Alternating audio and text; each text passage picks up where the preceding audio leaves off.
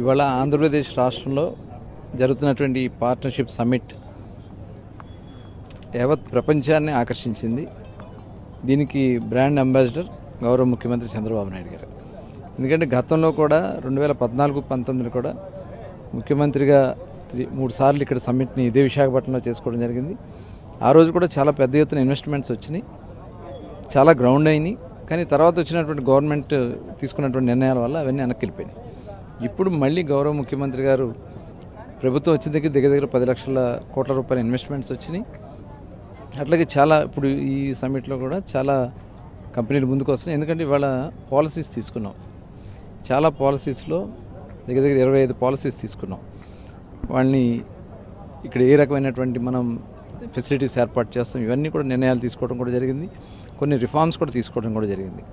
ముఖ్యంగా వాళ్ళకి ఇక్కడ జరుగుతున్నటువంటి విషయాల్లో ఆ రిఫార్మ్స్ కూడా చాలా ఉపయోగపడతాయి.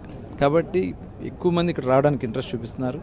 ఎందుకంటే ఇవాళ అమెరికా తర్వాత అతిపెద్ద క్యాంపస్ని గూగుల్ వాళ్ళు కూడా ఇక్కడే ఏర్పాటు చేయటం, ఇదంతా కూడా గౌరవ ముఖ్యమంత్రి గారి మీద నమ్మకం ప్లస్ తీసుకునేటువంటి నిర్ణయాలు.